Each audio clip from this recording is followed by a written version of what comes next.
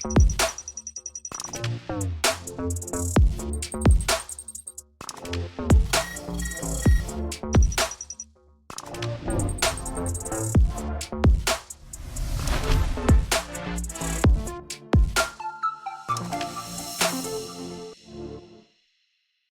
Perpetual Breakaway Podcast with your hosts Nick and Junior and producer Vince, bringing you elite fantasy hockey information to help you win your fantasy leagues and win at life.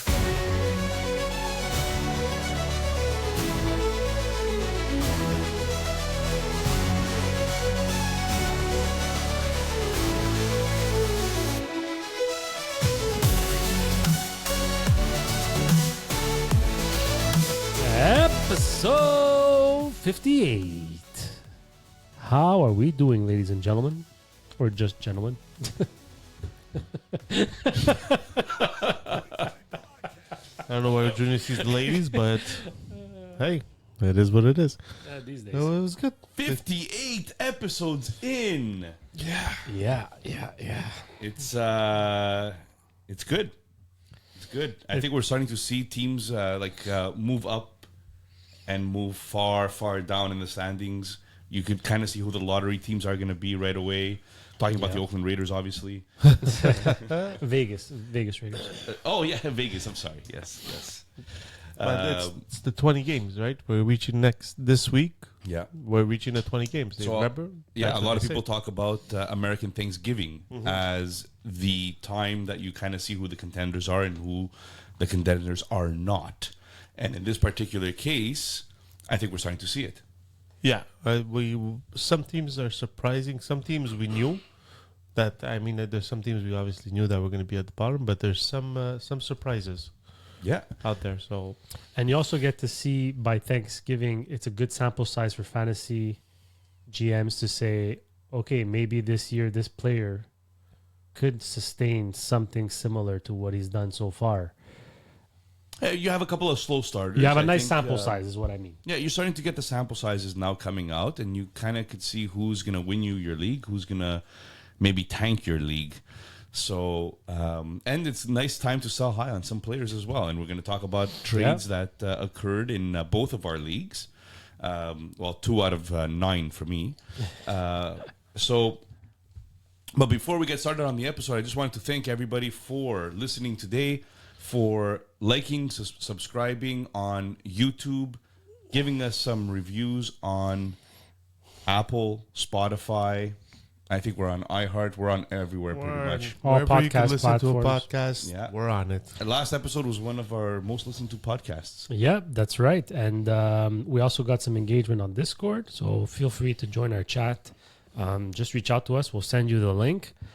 And How do people reach out to us?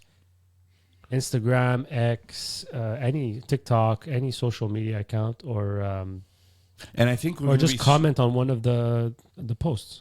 because we have so much time on our hands, and we don't have families that we take care of at the same time. We might even go on Blue Sky soon, and maybe Excuse me? we need to start adding more social media accounts. I think we have more than enough social media accounts. All right, we'll talk about it after the podcast. All right, so looking forward today, we have the Odd Man Rush as usual. We have some rumblings again this week. We have our waiver wire pickups of the week where we're going to analyze how we did last week. In our league, we have some waiver drops also, so we'll be doing those random draws again. And lastly, topic of conversation, we discussed the trades like Nick said, and what's going on in Pittsburgh and what the outcome might be and what that means for the players and fantasy GMs out there. So it's a jam-packed episode. I'm looking forward to it. Shall we get started?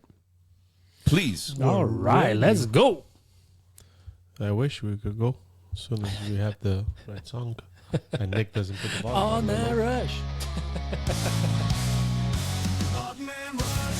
The beauty of starting with the Odd Man Rush is that I get the impression it makes us get into it fast, like it makes us get into the episode. Yeah, no, I like the fact that we rescheduled it. Like we reworked our episodes where Odd Man Rush is right off the bat because it's basically the news and notes. and it's a lightning round.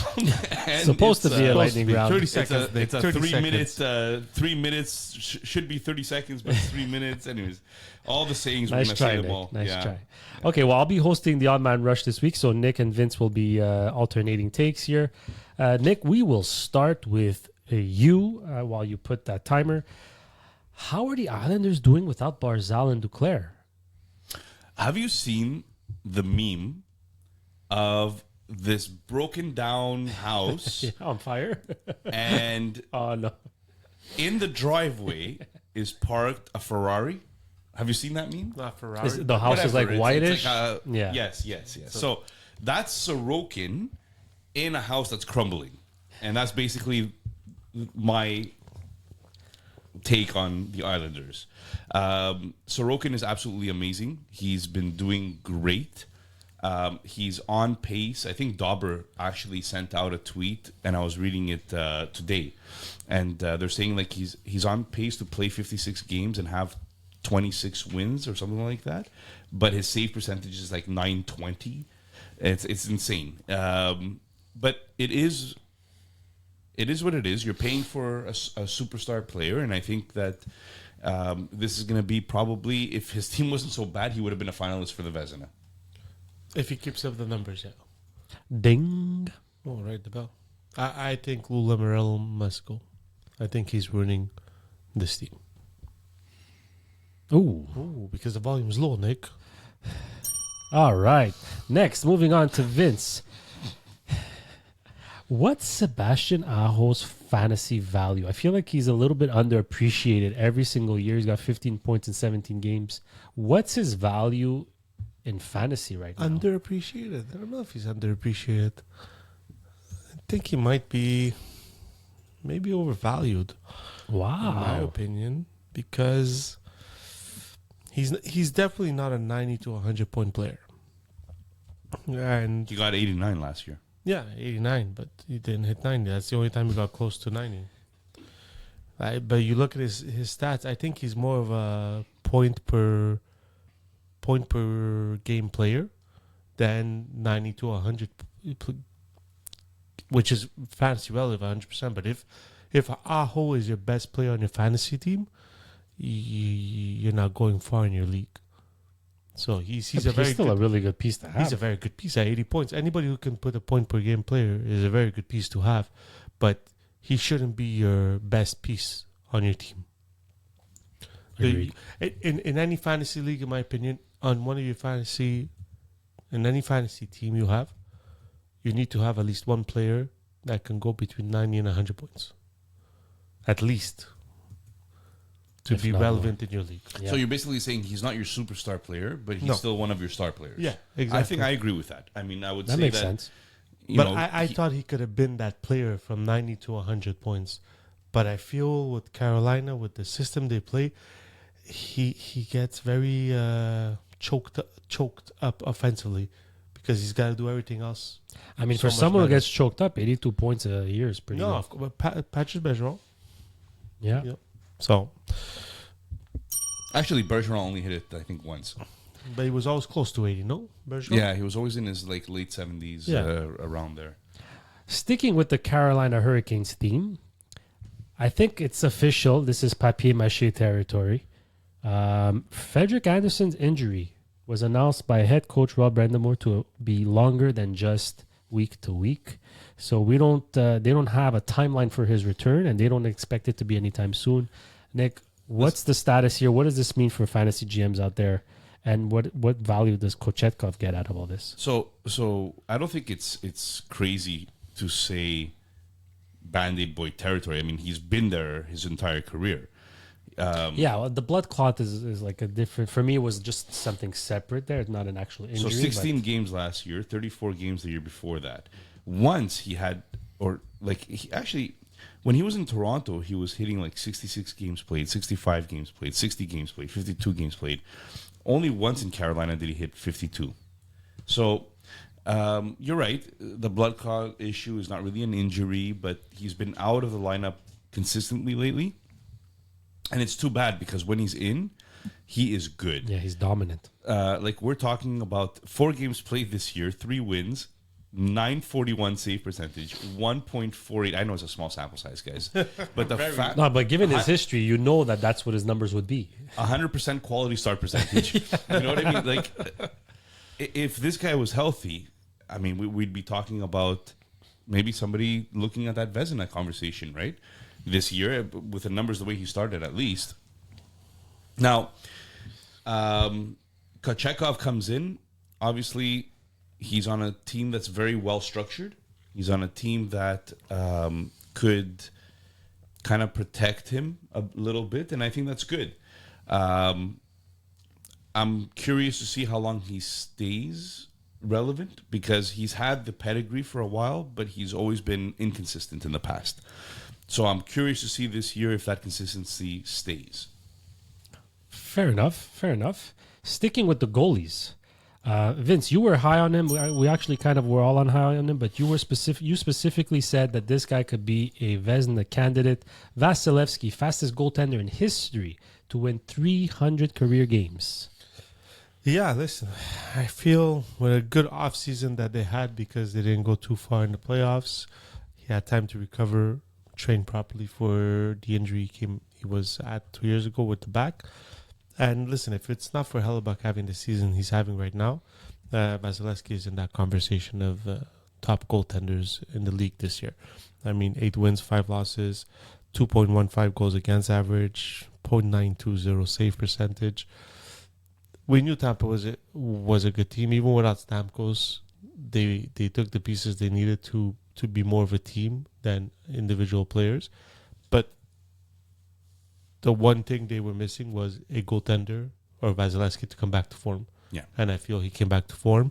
And fantasy-wise, for everybody who kept him or traded for him, this is your reward. He's having a phenomenal season so far. Nice. And to give you guys credit, also, I wasn't high on McDonough going back to Tampa, but him and Cernak are among one of the better defensive pairings in the league. We called it.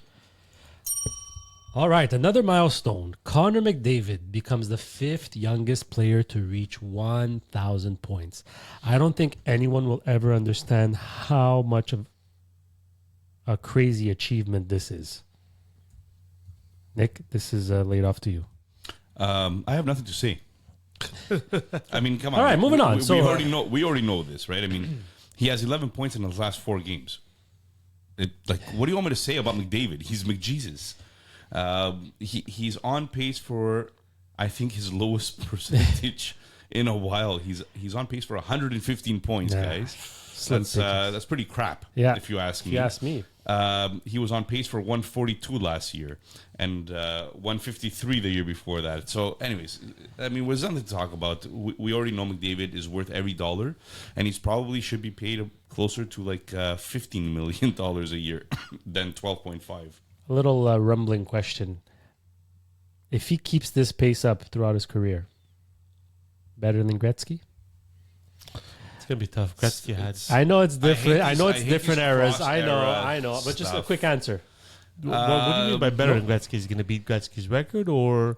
No, but like, No. is he going to you, will he be a more a dominant president? Like, how can you can't really say better, but like, if you had to choose between McDavid and Gretzky in their prime, I guess, who would you choose? The thing is that Gretzky was so dominant Damn it, you guys. I just wanted a yes or no answer. Okay, forget it. Not getting it. during his time. Gretzky was so dominant that you had to split his goals and his assists as draftable players in fantasy. Yeah. McDavid, you don't have to do that. Not yet. Not yet. Keeping it going with the milestones, we head to Vancouver where Carey Mackey, the other option to my abysmal waiver wire pick, got his first NHL goal. What do we think here? Is he projected to be as good as we think, or flash in the pan, or still time to develop? 3 games played. I mean, 3 games played, 1 goal. It's nothing to go crazy about. He's also 20 years old. He's just getting his feet wet. 6 shots on nets, 3 hits. He's playing 14 minutes, almost 15 minutes a game. But I mean, to me, it's just he's just getting his feet wet. So it's not bad or good. It's just he's playing on a very competitive team. So it's not someone like Michkov where the Flyers know they're not competing for a playoff spot, so they give him more chances. Yeah, he's got players in front of him, so it's not like he has the opportunity other players have. So I just think good for him. He got his first NHL goal, but whether he gets 1 point in 10 games or 4 points in 10 games, to me, he's just getting his feet wet. So we're not judging him on his first stint in the NHL. So in a dynasty league, or in a league that you count having prospect slots or anything like that, we're talking about a guy who in the World Juniors last year had 7 goals in 7 games, 10 points total in those 7 games. He played in the SHL, which is a men's league. And in the SHL, he had 19 goals in 46 games. This guy's a goal scorer. This guy is a guy I think that is going to easily hit 30 goals when he gets a little bit older in the NHL. And he's on pace. He's on pace this year for 30 goals or so. So, yeah, I mean, it's all about. You need time for him. Obviously, he's been on the power play 80% in the 3 games that he's been on there. But 14 minutes of ice time, you're not expecting much for Vancouver needs help, man. They're missing for this year. Anyways. They're missing a bit of punch, and I think he can add that. Nice goal, by the way, on his knee from the left circle, one timer. He's a nice goal shot, scorer. really He's nice a goal shot. scorer. Next up, the comeback kids, Drouin and Nishushkin, both activated off IR, played their first game for Colorado this week. Didn't go well for Colorado. I think it was a loss, 4-1 or so. So what do we make? Are we, first of all, Nishushkin, we know he's a guaranteed starter, right? But what do we think of Drouin coming back? And is he going to continue where he left off last year? Or do we see a little bit of a regression? Like, what's your take on Jonathan Drouin and Nishushkin heading into their comeback season here? Well, Drouin last year had a nice rebound, with 56 points. So you have to look at your league, maybe in a very deep league, that's worth something to you. He doesn't really get peripherals, like 36 blocks is not in 79 games last year, or 41 hits. It's not great numbers, maybe a hit every second game. So always take a look at whether he would be worth it in your league or not, because everybody's league is different. Do I think that he plays on the number 1 line with McKinnon when he comes back? Sure. I think it's possible. I think the Shushin last game was with Middlestat and Lehkonen on the other side. So keep an eye on your lineups, and if Drouin is playing at any point in time with McKinnon, you could fire him up in a deep league. I think we also need to give them a little time to get their feet wet. They haven't played in so long, right? Right. Moving on to a player. Just for an announcement, we're on a hat-trick watch for Ovechkin. End of second. Wow, that's 12 goals for Ovechkin on the year. That's definitely not going to be what Lindholm will hit, which is the next person we'll talk about. Elias Lindholm, 9 points in 19 games played. Vince, you were a little bit more optimistic about him heading into the season. He's on pace for 39 points. Is it time to cut the cord for fantasy GMs on Elias Lindholm? Depends what kind of league you're in. If you're in a league where goals, assists count, then yes. Because I just feel he's a bit disappointing when it comes to that. Most leagues, goals and assists. No, count, but right? only goals. Only that's what he meant. Points only. Points only. Like we're in a league where face-off is one of our categories. Yeah. So if you're in a league like that, you keep Lindholm because he's 56% on the face-off circle. Even takeaways. Yeah. One of the categories. So if you're in a category-based league, category meaning you count goal, you get a point for if you get more goals, more assists, whatever. He's face-offs. He's still running at 53% on the face-off. So it all depends. But if it's only point-based, I don't. I mean, look, he's on pace for 39 points, 2 goals, 7 assists, 19 points. He's playing 19 minutes. He came out of the gate pretty good. He's and with Boston. then the whole Boston team is kind of slipping here. Yeah, but that's it. You think he's with Boston very well isolated, very well, good Insulated. team plan. Yeah. Team plan. Insulated. So, That's a better word. But a lot of those players in Boston are struggling right now. So I think that's what it comes down to. I think it's new. It's a new team that he's joining. It takes a while sometimes for new players to get into a team and get acclimated to the actual team. And I think it's a slow start. And he has 0 points in the last 4 games. But hopefully he rebounds. And I still think he's going to end up with 60 points. So even with this slow start, I think he's still going to get to 60. We're going to interrupt the Odd Man Rush segment here just to for junior TMZ news. Oh, God. There is word that Boston is looking to make a big move. So we'll see how that goes. I think Elliot Friedman reported that. Okay, and from but just it's so rare to sign a free agent and then trade him. It doesn't right mean away. he's the one being offloaded. I'm just saying because they're struggling. We spoke of their struggles. They're looking to make a big move. in the dynasty league not at many assets. 7.8 million, he's a disappointment. Oh yeah, In a salary cap league. in a cap league, yeah. Yeah. From one ex-flame to a current flame, probably a long-term flame. Dustin Wolf, coming off his first career shutout, has 2.53 goals against average, a save percentage of 9-1. Nick, are you surprised his numbers look this good this early, and especially on a rebuilding or retooling team? Absolutely. So Victor had turned around and said that Wolf is pretty much like his goalie crush. Yeah. Right? As a new goalie coming in. Let's hope he doesn't turn out like Heinola. Right, exactly.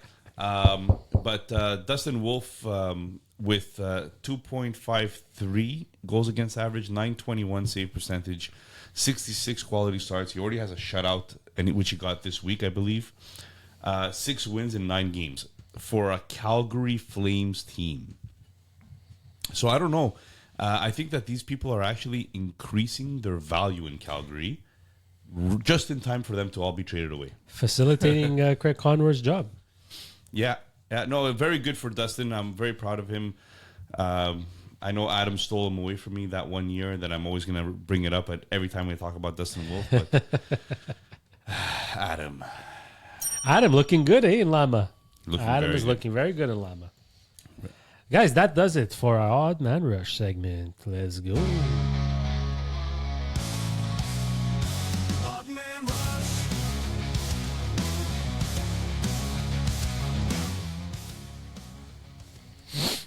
Dun, dun, dun. Anytime you're ready, Nick. your turn. Anytime you're ready. Let's get it on. All right, ladies and gentlemen. So, there's a team that's just hot. Every aspect of this team is just clicking. From their first pairing defenseman to their second pairing defenseman. Centers that used to be not relevant fourth liners have turned into second line centers on this team. Young guns are actually producing when it didn't look like they would even be signed on time for the season. And who am I talking about? I'm talking about the Winnipeg Jets. And today I am here to tell you, sell every Winnipeg Jet that you own except Kyle Connor, because he's a stud. Everybody Wow. else needs to be sold. Hellebuck? And even Hellebuck, sell them all. No, okay, obviously Hellebuck, I don't know. It depends on your Well, league, that's right? what I was going to ask you. I mean, all this must depend on You context. be quiet here. The Winnipeg Jets came out of the gates flying, right? They came out super hot. I want to tell you guys one stat that is telling me that it's time to sell on Winnipeg. And this is not the only stat. This is one of many, but I'm going to mention this one right off the bat. Winnipeg Jets right now have a 36.5% power play conversion rate. Wow. Okay. Last year, in 2023, the leader in power play conversion for the entire league was at 27.1%. Can you guess who that team was? Edmonton? Yeah, it was the Oilers at number 1 last It was not. year. Oh, nice. It was the Tampa Bay Lightning. It was a little second trivia. guess. It was a little trivia. But in 2024 right now, Winnipeg is on a pace for power play points that's a little bit unsustainable. And if you take a look at some of the underlying numbers of some of their players, which I did before actually doing this, and then I turned it off, but we're talking about shooting percentages that might be a little bit too high, right? So one of my favorite guys actually is Neil Pionk, who just got, I think, fined for a slew Yeah. foot. For a hip check. Oh, was it a hip check? Was it Okay. a hip- I think he was fined for the slew foot. Either Because way, he had a pretty nasty hip check too. 18 games played, 17 points, 8.8 shooting percentage. His career average is 4. Anyways, we're talking about players that I think that might be just doing a little bit better than they should, and this is a great time to sell. I also saw some trades that happened on Twitter or X. Proposals, you mean? Proposals Okay. about Winnipeg players. No, not NHL, like actual fantasy proposals okay. and trades of people selling off some of their Winnipeg players. And I looked into it. I'm like, this is not a bad idea. I think it's something that maybe we should look into. Well, I mean, none of their values will ever be higher, except whatever. Hellebuck is Hellebuck, but Scheifele is pacing for his career best year. 96. Ehlers. Yeah, like Ehlers' career best point pace. So, like, if you're in a position where you're not in contention and you don't foresee yourself being, these guys have to be on the block right now because you Ehlers can is get a a haul. 91 point pace. Ehlers. You're telling me that's sustainable? Pionk is almost a point per game player for crying out loud. yeah, but those are the only two players. Kyle Connor, you don't sell Kyle Connor now. He's No, I said from the beginning not to sell. no. You Connor. said sell everybody. No. No, he I said that it- about Hellebuck. But even Scheifele, I wouldn't sell Scheifele. Scheifele, if you look at his points through 82 games, he's always since 2016, 2017, 85, 82, 84, 84, 2021, 2020, 2021, 92, 86, 2022, 2023 had an off year, 69, 80, and this year 96. So you don't trade a player like that. But maybe not If trade. they're having their career years and you could get someone that's close to the point pace that they're making now, for example, Go. Ehlers is on pace for 91 points. I'm not talking about Ehlers. Ehlers, I would sell high. 100%. So if you could get somebody that's their average is about point per game for Ehlers, who's pacing for 91 this year, you do it. Yeah, Ehlers 100%, but Scheifele and Connor and Morrissey, I don't. What's Scheifele averaging right now? What's his point pace? 96. Okay. Which is nothing. Last year he got Scheifele should be, we all agreed he was a point per game player. yeah, That's more 82. or less. More or less. yeah, but he got 92 once. Yeah, he Twice. scored 42 goals that Yeah, year. like 20 he's always been in the What did he do last year? high 80 points in 74 games. Okay, so he's outpacing his Sorry, production. 72 points in 74 games. So he was paced for 80 points. He was on pace last year for 80 points. He's on pace this year for 96. It's Sell gonna, high. It's gonna low. Yeah, but who's to who? Like, what do you? Well, look, it depends. look obviously, for a player that's struggling, that's probably better than him, that a team might give up because they want to win now. Yeah. You know, like the I- point Nick I think is trying to make mostly, and I know he's very exuberant about selling, but maybe it's just look into what you could possibly get as a return, because some GMs get desperate, some GMs don't think twice, and they'll throw you the moon. So it's think- just a question of getting informed of what's out there, what kind of value you could have in return. But you have to look at your situation.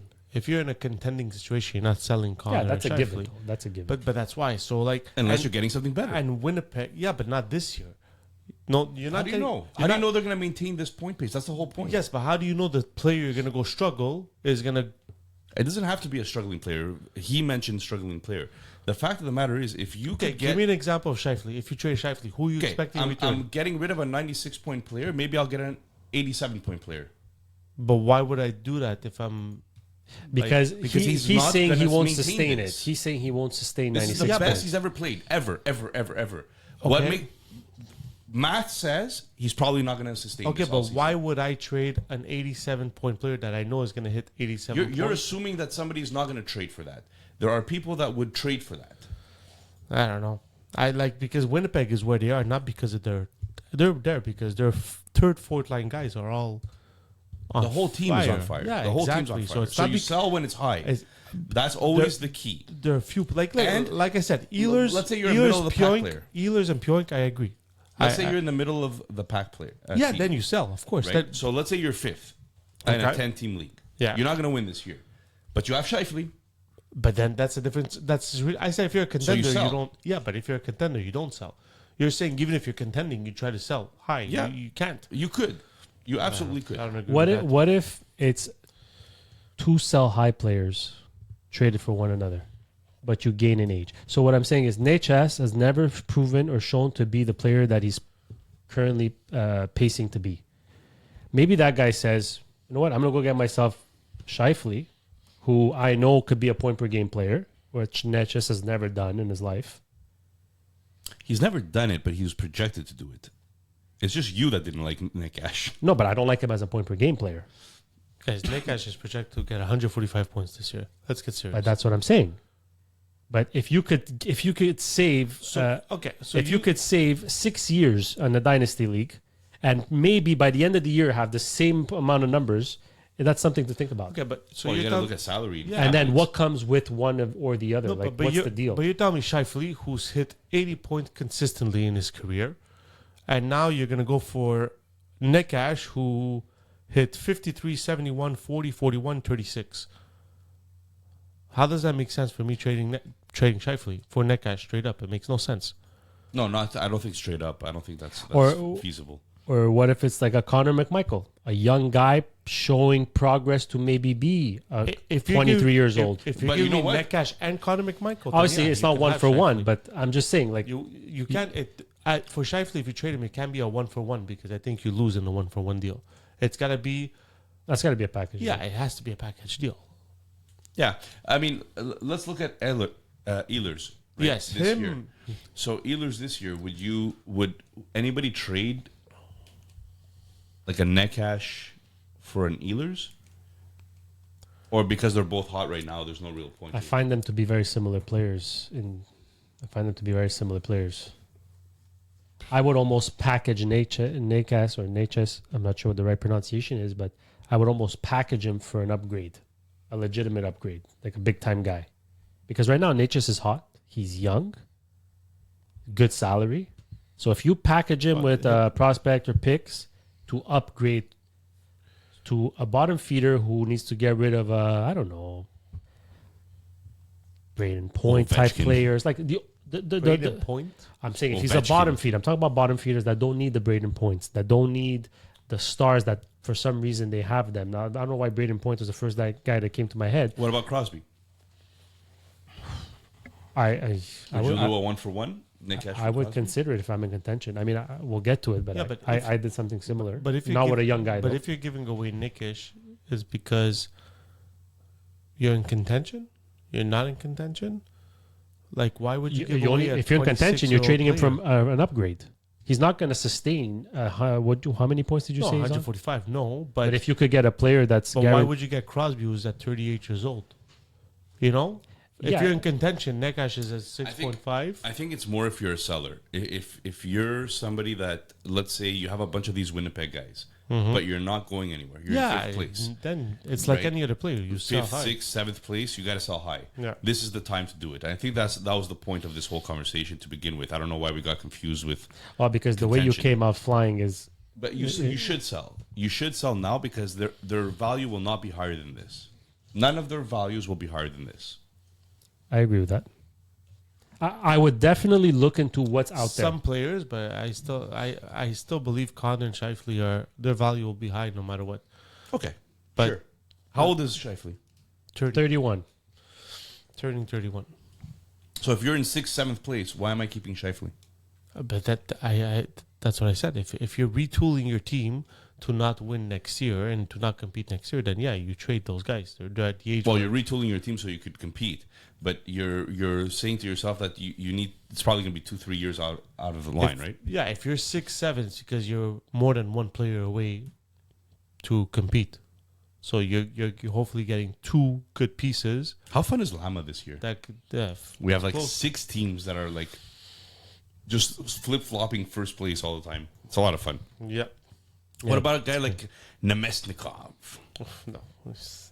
Nemesnikov, Now you're pushing my it. friends, has 12 I don't points think he's in 18 rostered games. in half the leagues. He's probably not rostered in half the leagues. But he's on a career best 55-point pace. Yeah, I don't like him. There you go, Nick. Go on to the next topic, Nick. Next topic. All right. Well, Okay, never mind. I was going to add on to the conversation with like a JJ Peterka or something like that, but whatever. Let's carry it's too on. late. In contrast, a team that is maybe time to buy some of their players. Dallas is struggling. The Dallas Stars are just not producing right now. And I'm talking about guys like Hintz, Robertson, pretty much all of them. I think their best players right now is Duchesne, last I saw, and Mason Marchman, who, by the way, Duchesne, 20 points. is hot. Duchesne, 20 points. Marchman, 17. Stankoven, 14. Tyler Seguin, 14. Not good. Those are your top players? Yeah, those are the top. What about the 1, 2. Robertsons of the world? Hintz, 10 points. Robertson, 8 points. That is... Seguin is Wyatt pacing Johnson, for 7 points. over point per game. Tyler Seguin. So, now, that's where I would turn around and say, maybe it's time to buy some of these players. And maybe the value on a Wyatt Johnston is lower today than it has been in the last few years. Or the last year. I think Wyatt Johnson is a push because he's still young. But I would agree with Hintz and Roberts. I think some fantasy owners are getting really tired of those two. Yeah. You might Hintz get and somebody Robertson. that's a little bit... holding on for dear hope, but not really enjoying the fact that So the thing they're with not producing. the thing with Robertson is that he had that one season where he actually had 109 points in 82 games. Mm-hmm. So everyone's like, "Oh, okay, that's his ceiling. That's his ceiling." But other than that, he always between 80, 88, like 80 and 90. I think that's more where he lives. Obviously, a point pace of 41. Look, did I think about maybe reaching out to listener Johnny Mavs? Yes, because this is a possibility of buy low, especially for I think he's at a point in his fantasy life in that league where he wants to win. I would hope. So I think, and we'll get to it later because Robertson's going to come up again in another segment. It might be time to cut the cord on some of these players and see what you can get if you package them for an upgrade. How long can you wait for that upgrade? If the price is right. Thanks for flagging our episode. Hiskinen too. That was under 4 Heiskanen, seconds. Count on you. So, but Wyatt Johnson, just to go back to Scheifele, since we're talking about rumblings, a package deal of Wyatt Johnson in a return for Scheifele is something to consider, would you not? Considering age, like this is dynasty talk. That's got to be something you consider. If you have Scheifele and you're not in contention, and you want to, Or what if you're in contention, but like you're between 4 and 6, like you know? Well, then you got to decide whether you're going to still be in contention or not. But that's what I'm saying. Maybe if this kind of an offer comes to you, it makes your decision easier. You take a step back for this year in hopes that long term you have more sustainable future. I think that's the conversation. That's the question. That's the idea that we're trying to create here. And it's a good example that we talk Dallas and Washington because it's opposite ends of the spectrum. actually we spoke Winnipeg, but What did I say? Washington. Winnipeg. Well, But Washington's actually, a good idea Washington's a good idea too. too, Trade yeah. McMichael. Trade Ovechkin. Sell. Trade Strome. But But the scary part, Dallas is still 11-5. that's the thing. They're winning They're despite still winning despite despite of all that. their star players not performing. A lot of that is goaltending too, but their vets too came like Ben and Sege and Marchment. They're flying. Yeah. Okay, so at the end of the day here, I think you buy Dallas players, you buy a Hintz, you buy a Robertson, any chance you get, and I think you sell a Winnipeg player, even if you don't like it. But an Ehlers is a prime example to sell. I agree. I mean, in a 1 year league, maybe a Perfetti is somebody that you're selling. I would keep him if it's a dynasty. league, Velarde? obviously. Velarde is not.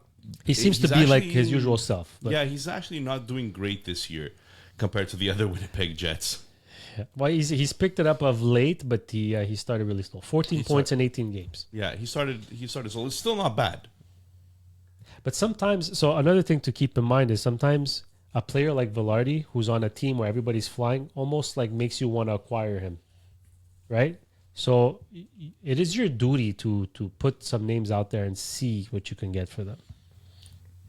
That's my opinion. Yeah. Well, like Velarde is actually on pace for the same thing he was on pace for last year. 64 points this year, 63 points on pace last year. The key with him is staying healthy. Yeah. So I'm surprised you went this far without using your own trade as an example of what to do here. You're not necessarily out of contention in Lama, but you try to make the best of an opportunity with Rasmus Sandin.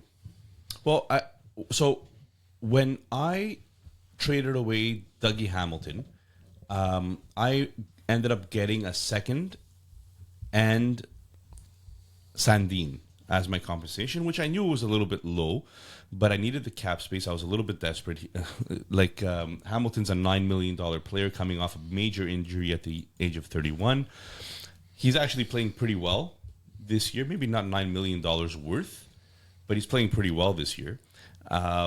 So I decided that I was going to wait to see how Sandin is doing. And I had read some things about how Carberry actually had spoken to Sandin at the end of the year, last year, and told them, I know you had a rough year last year, but I think you're a player, and I think you could still do things. And, Carberry was in Toronto before, right? So we kind of know that there's a relationship there. And Sandin has come out this year as a legitimate fantasy contributor. What do I mean by legitimate fantasy contributor? Because I know that co-host Vince here always says, I don't know what I'm talking about. He has 5 points in the last 6 games. 5 points in the last 5 games, sorry. And he's on pace for 48 points, which is legitimate for a defenseman.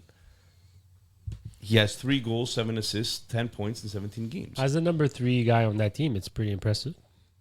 Right. So I sold him for a second rounder and a fifth rounder. And so my Hamilton trade ended up being 2 seconds and a fifth in the end. And it was the same person too, listener Adam. So shout out to listener Adam. But wheeling and dealing. But I kind of feel like Sandin is hot right now, so I tried selling a little bit high on him, but he seems to be doing pretty well with a coach that knows him. Well, if you weren't going to get a second round pick as part of the deal, I don't think you would have traded him, right? So you put him out there. That's exactly and what I you told got Adam. something you maybe didn't expect, and you followed through. So I told listener Adam that, by the way, I kind of could tell how you negotiate now, because I started off saying I want a second and a third for Sandin. Mm-hmm. And Adam said, I'll give you a fourth and a fifth. And usually that's like just... That's it. I'm hanging up. I'm hanging up. I'm not answering the call anymore. I said, so you mean you're going to send me a second, a fourth, and a fifth? And then he said, anyways, we ended up coming to some agreement, but I did tell him exactly what you said. If a second's not part of the deal, I'm not doing the deal at all, because there's no reason for me to trade him. Mm-hmm. Because he's somebody that was already in my minors. I could just hold on to him, call him up whenever I need him, send him back down without needing waivers. In our fantasy league in Lama, that's how it works. So there was no need for me to trade him. So I ended up getting a good deal for him, and I think that he's going to be happy as long as Washington keeps putting up points. I think he's going to be happy with this trade as well. Solid analyzation. Thank you. And that's it for The Price is Right, ladies and gentlemen. Or rumblings. I don't know where he's getting The Prices Right. But I'm going to name my own segments here. You go, Nick. You go. This is rumblings. All right. Let's Let's go to some fun stuff, Vince. Yeah, we're going to do the wire waiver pickups. The waiver wire pickups. I like to do my own words, Nick. There you go. like your music? I like It's my yours, own not- words. It's your segment, no? Yeah, exactly. There you go. And it's a segment that basically I'm the only one who picked a player who was wire relevant. Hey, did your player score a goal last week? Just to let you know. Did your player score a goal this week? So, Mine did. But why does he have to ruin it? Like, we're going to get into it. because before reminding everybody who we picked last week, do you guys have any drops to do this year? Oh, yeah. Oh, baby. So are we all concluding that we're all making a drop this year? I am this week. I Sorry. am dropping a player. Nick, you're dropping a player too. I'm also I am dropping a dropping a player. player, yes. Okay, so the cards are ready. So last place first, right? We keep the sequence. Okay. He's gonna pick San Jose, so it really doesn't matter. So Nick will go first. He's gonna get the Foley back. Oh my god. So Nick, you tell us who you dropping, buddy. All right. Well, last week I had picked up Matthew Tkachuk, and I need to. I'm in last place. I need to do something desperate here. So if you guys want to know, the standings. Nobody cares. Oh well, I think the listeners do care about the I don't think standings. I think so. So Vince is at 391, Junior is at 350, and Nick is 102 points away at 289. So I'm gonna drop Connor Bedard, and Right. look, it's a 3-person league, so we're talking about stars all over our rosters everywhere. And I think Connor Bedard is maybe a couple of years away from hitting that 100 points.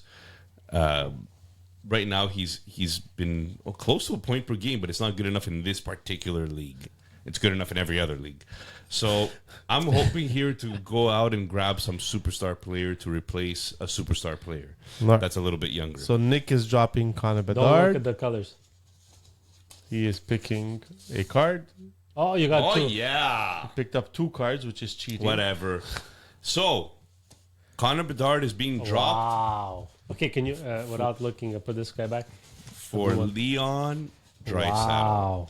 That's So exactly Nick picked what the I was. Edmonton Oilers, and Leon Draisaitl obviously was still available. Can he pick Leon Draisaitl? Yes, How I many can. players? Yeah, we do. Yeah, right? 'cause, No one has Bouchard.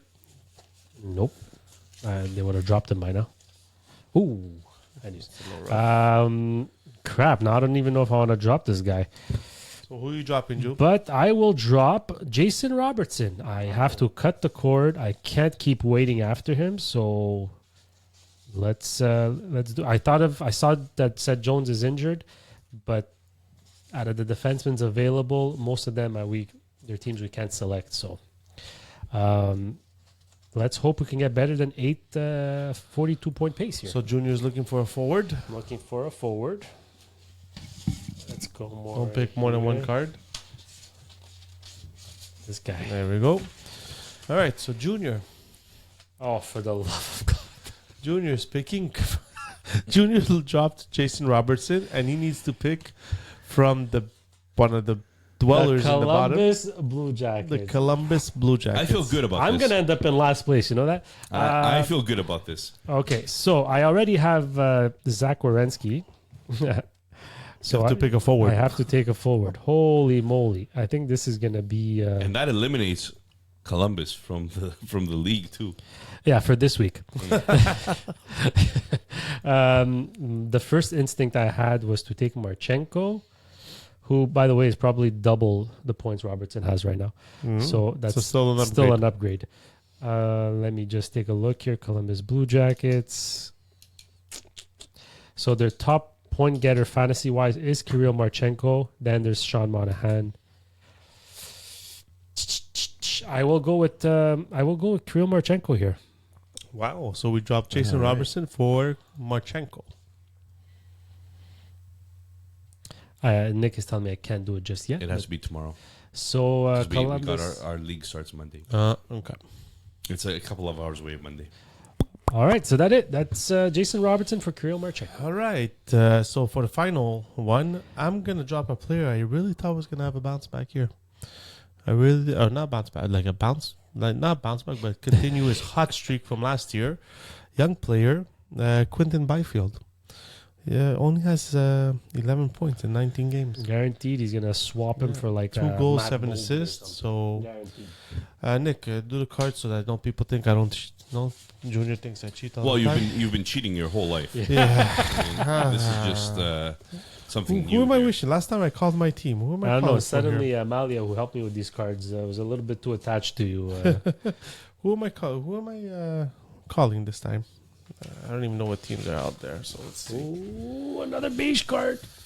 Okay. All right, We're gonna this is big. We're gonna switch these. Oh my God! I called it.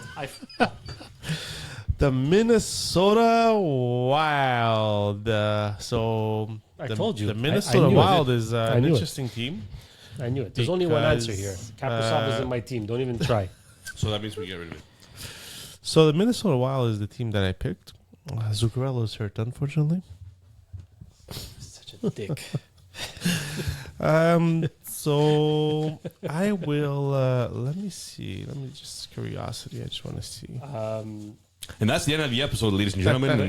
But there was a mistake in both Vince and I's draw, because technically Dallas was supposed to be back in and LA was supposed to be back in. cares about these things? Shut But up. we won't redo it. I'm just saying next time we have to keep an eye. But I will be dropping with them. Aren't you in charge of this? Yeah. You guys didn't give me the cards. You're a dumbass. Nah. All right. So basically, I'm going to drop. This is frauded. I'm going to drop Total Byfield fraud. for Matt Boldy and see how that goes for me. So that's the change I'm going to make tomorrow.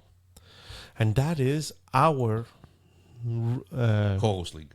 co-host league, where Vince is just running As I'm away just with getting it. word from Fantrax saying this league can't continue because of something.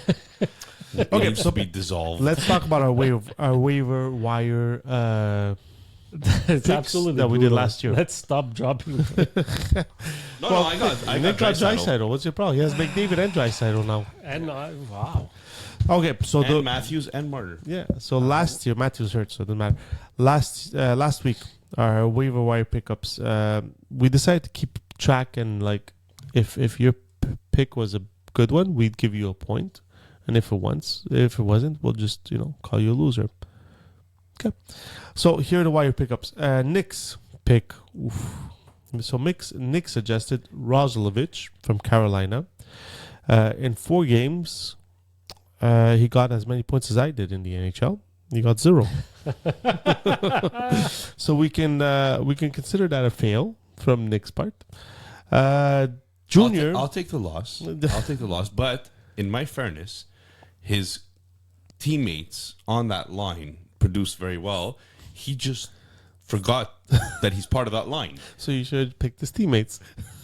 You can't. They have to be under 50%. I know, Nick. I know. All right. So Junior picked Connor Garland from Vancouver.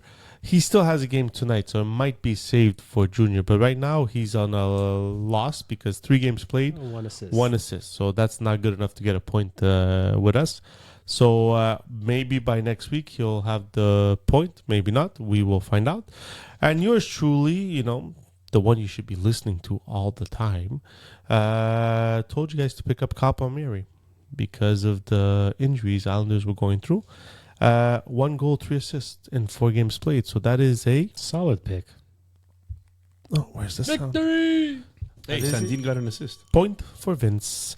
So let's see this week. So this week, Nick, you went last week. So you're going first this week. Who's your waiver wire pickup this week? Well, I'm going to do exactly what I did last week. I'm going to look at a team that has an injury and promoted somebody that's usually a third liner and move them up into their top line. And hopefully this time it's going to work for me. And this time I'm going with Ryan McLeod from the Buffalo freaking Sabres. He's playing on a line with Alex Tuck and JJ Peterka, replacing Thompson. Tage Thompson. Tage Thompson, thank you. Jesus. Go, Nick. So that's going to be my pickup for the week. I'm hoping that he stays there and actually puts up some points. McLeod is a good player. He's a little bit of a two-way player as opposed to as good as Tage. He's not as good as Tage, but he's in a great situation, and sometimes you just have to take it. What's his percentage, Nick? Do you know? Oh, I forgot to write that, but it was 41% or lower. I think it was 31% actually. So, Junior, who's your waiver wire pickup? I went with a high-scoring team and a player who plays on the top line, Evan Rodriguez of the Florida Panthers. I think that line has been on absolute fire as of late. He has 10 points in 18 games. He doesn't get much power play time, but he's on the second unit. They have 3 games, Florida, this week versus the Jets, the Blackhawks, and the Avs. And versus the Jets, it's a revenge game because of all the fiasco that happened there. So I foresee a lot of goals in all 3 games, and I'm hoping he squeezes in a couple of assists. Okay, so Junior's got Evan Rodriguez. For my pick, I'm just going to go with Nick's lineup of last week and just pick another player from that pick, which is Eric Robinson from the Carolina Hurricanes. He's 8% rostered in Fantrax. And basically, he's been on fire with KK and Nakash, and I think it's going to continue. He doesn't get much power play. He might be 1 or 2, but it seems like 5-on-5. He can really get it going. So if you're looking for players to pick up, these are the 3 players we suggested. I'll just go over them quickly. Rodriguez is 30% rostered. 30%. So Nick went with Ryan McLeod with the Buffalo Sabres. Junior went with Evan Rodriguez for the Florida Panthers. And I went with Eric Robinson from the Carolina Hurricanes. Hopefully, as a team, we have a better outcome next week. Hopefully, I hope so. Because I hope so. this podcast needs it, let me tell you. Finally, games played. How many games won? How many games not won? How many games played next week? And how many games not played next week? The Oilers, Sharks, Utah have the most games played. They're going to play 4 games next week. So that's something to watch. If you guys have weekly waiver wire pickups, these are 3 teams you guys should concentrate on because they play the most games next week. Teams you should avoid. Montreal Canadiens, they only play 2 games. Predators, Devils, Kraken, Leafs, and Canucks. They all only play 3 games. And as you can see, and all our 3 waiver wire pickups are in none of those teams are the teams that play only 2 games. So best of luck to you guys for this week, and hopefully our waiver wire pickups help you out. Bum, bum, Excellent. bum. Awesome. Let me talk to you. Yeah. Nicholas, the last topic of conversation. All right, ladies and gentlemen. So this is our last discussion of the show today, and we'll try to keep it under 15 minutes. But we're going to try to break down a trade that occurred in Project Llama with our co-host, Junior. And at the same time, Junior has been very, very busy. So, oh, sorry about that, Junior. That wasn't meant for you. But it was. Talk to me a little bit about how you obtained Crosby and what you paid to get him in Project Llama. Okay, so we were in first place in Llama. We still are. And we took over a team 2 years ago, and for 2 consecutive years, we finished 4th. We have a trade to announce. All right. So what we decided to do this year, seeing as the defending champ, Dan Oven Chicken, started off really slow, and Adam and Bats, they were Batista, they were staying neck and neck with us. So we said, let's try pulling away, because I'm co-GM with my brother. And so Crosby was made available, and we said, look, every year we finish 4th. We don't overpay for anything. Like, we don't just go out and make the move we need to do. We always try to do like sub moves. So let's try to pull away now and see what happens. So we traded a first, Jack Quinn and Vincent Trocheck for Sidney Crosby. Trocheck, his value was a little lower because of the start he's had so far, but he's back with Panarin and Lafreniere. Not that matters right now, but the biggest reason he had to be part of the deal was to make it work cap-wise. And what's nice on Jamie's end, who's he had won 3 consecutive times prior to last year. No, 2. No, because I made him the hoodie with the 3. Okay. Pretty sure he was I a think he's won 3-time, 3-time. because Yeah. it was Is it 3 consecutive? Bamia and then Jamie, Dan. No, Oh, okay, maybe. anyhow. So Look yeah, at you trying to stain Jamie's Yeah. name. Jamie has What a a legacy, bastard. Anyhow, so Jamie, I don't know if he's decided to retool, but he decided to put Crosby up for grabs because he's also UFA in Lama at the end of the year. So he decided to maximize on that, and now he has a trade chip with Trocheck as well. Gets a young guy in Jack Quinn that we were comfortable giving away because we wanted him to help us this year in an ELC contract, but didn't start off too well. And that's it. We're hoping Crosby. Look, we have no worries about Crosby, not for this year, and odds are the plan is to have him at least next year as well. And the biggest the reason of this trade ended up being a decision we made in the offseason that we regret right now is we decided to keep Brock Nelson on a tender instead of Jacob Markstrom. And in order to make the Crosby deal work, we traded to Vince, Tristan Jarry, and a second-round pick for future considerations because Jarry was like getting us negative points at this point. And so we have Swayman and Kochetkov as our goalies now, and we're hoping Crosby takes us to the next level. If we have to make more moves going forward, we will. We gained a bit of cap space as well, so we'll see. We'll see where that goes. I want you to comment on this trade. What is your thoughts? My thought on this trade is that I have Jamie's first round pick and I am ecstatic with it. No, I'm kidding. Listen, Crosby is an elite player. He's shown that he's still an elite player. He's still a point per game player. And if you're going for it, these are the type of players you have to pick up to keep up with the pack. You have to give up something. These players don't come for free. I think the return was okay. I think Jamie protected himself with Trocheck in case he gets back into it. He still has a player who's plays second line center, plays top minutes, power play with a very good team. I think he picked up a phenomenal young player in Jack Quinn, who I thought was really going to have a breakout year this year. But I don't know what it is, if it's with the new system in Buffalo, with Lindy Ruff implementing new system, that he's having a hard time integrating himself on the team. And obviously, we've always said first round picks are first round picks, right? They're the way to build your team when it comes to it, or they're the way to either build your team from the draft, or they're the way to get your team better by trading them away to get a better player. So I feel it was a fair trade. I like it more towards Junior's way, that he got a super elite player that is contending, and that's it. I mean, So, you're right. Sidney Crosby is elite. Absolutely. But I'm curious to see how elite he'll be this year going forward. And why am I saying that is because Pittsburgh is just not looking good. They're looking flat. They're not scoring goals. And that scares me. Now, another thing I'll say is that, yeah, sure, maybe Crosby just picks it up and he ends up with 90 points again this year, and it is what it is.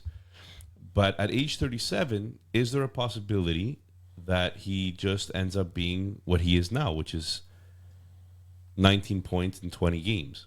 which is still an Which is, 80-point it's player. not elite.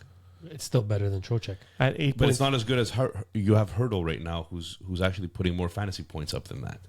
You have Jack Hughes, who's putting up more fantasy points than that. You have Boldy, who's putting up more. You have Caulfield, who's putting up more. Kucherov. You have a very nice team, by the way. You're comparing him to the wrong players, though. No, I'm comparing him to players on your roster right now. He does not become the top player of your roster. So you did give up a first, which is still valuable, quite valuable. You gave up Jack Quinn, who I was a little bit surprised that you did, although I could see, why. And Trocheck, like you said, was more of a salary dump, but still a valuable player. So I think you paid a little bit high for a person that's turning UFA at the end of the year for this league. So this contract is only for this year, and you'd have to protect him, franchise tag him to keep him for another year. So I thought it was a bit high, but you jumped the gun and you did it before anybody else did. So kudos to that, because it's not bad. Just thought maybe it's a bit high. That's it. At the end of the day, for Jack Quinn, like, we were looking at our team and our wingers are all young. And if I had to choose whose place is he going to take, it's nobody. Maybe Mason McTavish, who Jamie was really pushing for. And we chose to keep McTavish over Jack Quinn. In fact, he was ready to alter the deal to get McTavish over Jack Quinn, and we chose to keep McTavish. So the choice was between McTavish and Jack Quinn, because McTavish would have been the one player that Jack Quinn could have went in for, because I don't see him taking Boldy, Caulfield, Kucherov, Lafreniere, Nylander, Brady Tkachuk, or Alex Tuck. I mean, Alex Tuck is the oldest one there, aside from Kucherov. But so that was the decision with Jack Quinn. We could afford to get rid of him. Now, would it have been nice to do it for a younger player? Absolutely. But for Crosby, another part of the thinking process was, yeah, he might not be, let's say, a 90-point player anymore, 94-point player. But if he regresses, how much will he regress? To a point per game? I'm perfectly fine with a point per game. Which will be more than Trocheck Which gives you. is more than Trocheck. And which will give you Jack Quinn won't even get close to that. So that's why I feel the trade Crosby right now. Crosby is your third best center. This is a hell of a team to have him as your third best center. And like you said, yes, it's a first overall pick you're giving up, but you're giving Not up first overall. I'm sorry, first round pick. So you're giving up the 10th or 11th. This draft coming up is not the strongest draft after 5. So I feel the Crosby, you've determined you're going for it, and it's a very good move to go forward. Pittsburgh, the one thing with Pittsburgh, who is a struggling team, the one thing with Pittsburgh is they're having the syndrome New Jersey had. They just need their goalies to make a goddamn save. That's all they need. They need their goalies to make a goddamn save so that they can be in games. There's so many games they're getting blown out of the water that it's just. And they're giving up it's no 2-goal chance. leads in the third Yeah, period. It's crazy. And I think we're going to touch on it later. But here, I'll throw this back at you. And I don't know if Jamie's going to be happy with our negotiations being public, but it's what happens when you do a deal with a podcast guy. So the altered deal, which I think you guys are going to be a little freaked out that I didn't take, it would have been so McTavish replaces Quinn, but he would have retained 50% of Crosby's contract. But we chose to keep. It's McTavish way too early instead. to give up a McTavish. McTavish. It all depends on your salary. It all depends on your salary. We were tight on the cap there, but so I think it would have Quinn been and nice. Matthews are the same age, aren't they? Quinn might. I be think it might have been younger. the same draft, if I'm not mistaken. I think They're both on their final year of their entry level, I think. Anyhow, so so basically, if there's a let me talk to you and all this, it's I personally thought it was worth to Let me talk to you. try to get away from the pack early on and then make another move later if we need. So given that we had a lead and we knew there was some good teams behind us, let's try to get a little cushion. Not a bad trade. I didn't say it's Definitely a bad not trade. a bad trade. No, I just felt that it was maybe a bit rich. But it is Crosby, so In fairness, we thought it was a bit rich too. We decided we needed to do it. So the other trade that happened in LPHL, let's just maybe quickly Much touch on it. But it was interesting nonetheless, and that's a league where there's no contracts. You could drop any player you want at any point in time. So what was your trade in LPHL? So in LPHL, my left wing depth is Buchnevich, Elias Pettersson, which I'm using as a winger and left winger because there's center, left wing, right wing. So it's individual positions and defense in this league.